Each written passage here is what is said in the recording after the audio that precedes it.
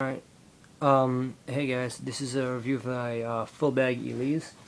So, to start off, we'll go over the specs. It's 36.7 inches long. The wheelbase options are 26.75, 27.75, 28.25, or 29.25. It's 9 inches wide at the back right here, and it gets wider at 10 inches right here. It's got 7 plies of maple and 2 plies of arborite. The arborite, despite what Fullbag says, it's not scratch resistant. You can't make a deck that's scratch resistant. It just doesn't really work that well. But it makes it really stiff. However, it chips really easily too. So possible setups you go on this. I recommend if you're doing downhill, lower degree trucks like Caliber 44s. I've got a 44 base plate right here.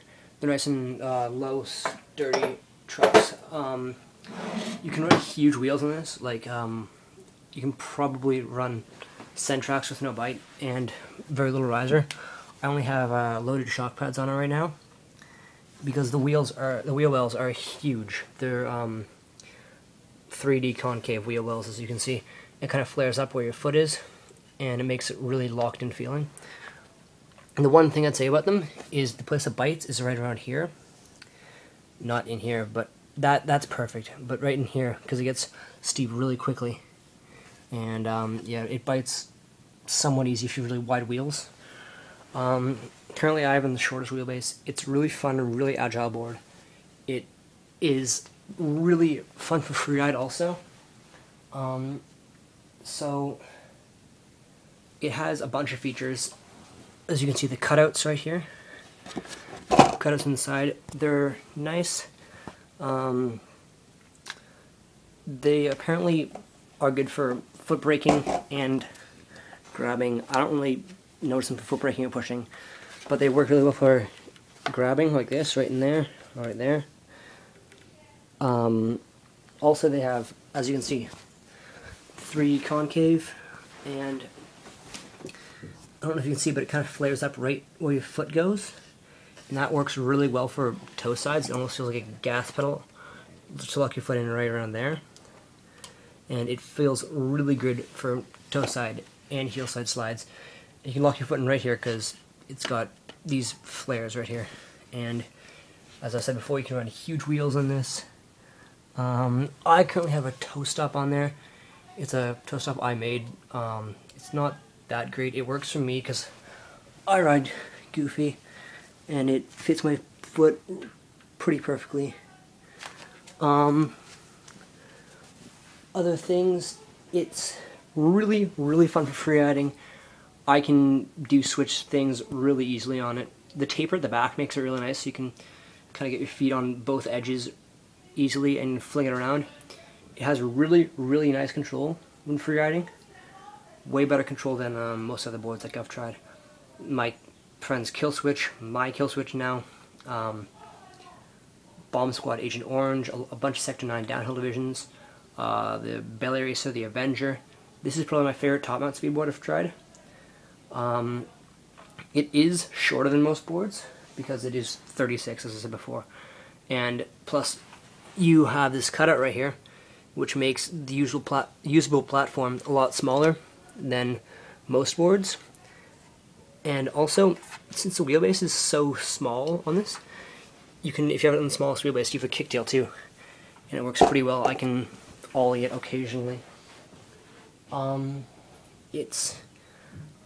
friends and I have noticed that the flares work kind of like pressure points, so they grip really well. If you push on them, they give you way better leverage than any other board I've tried.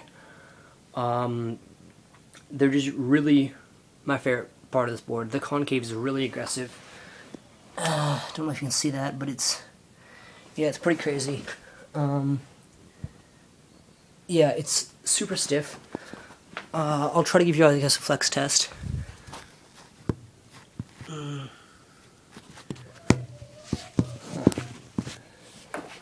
Flex test.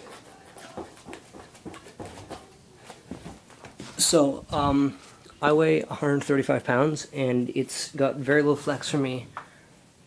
One thing I'd say is the durability.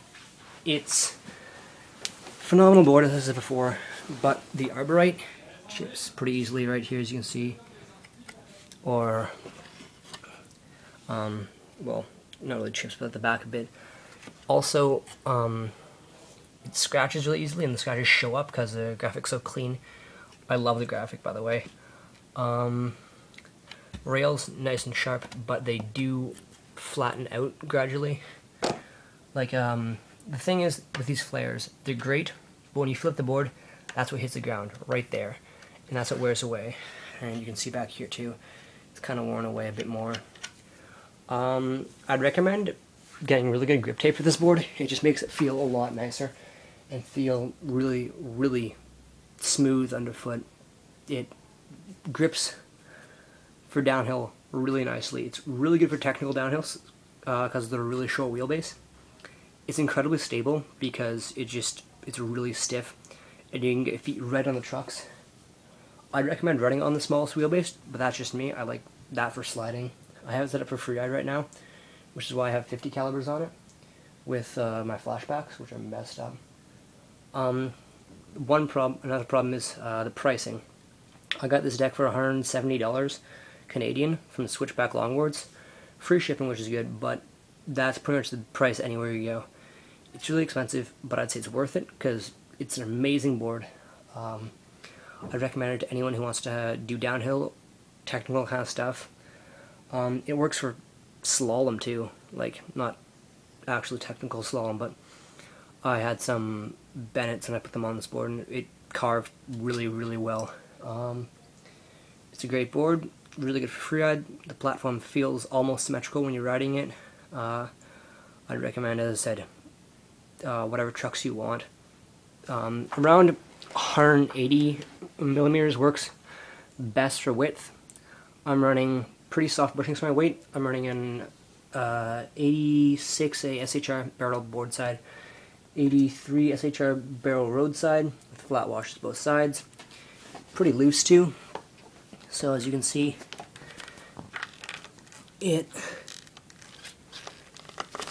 but there's no bite at all, as you can see here.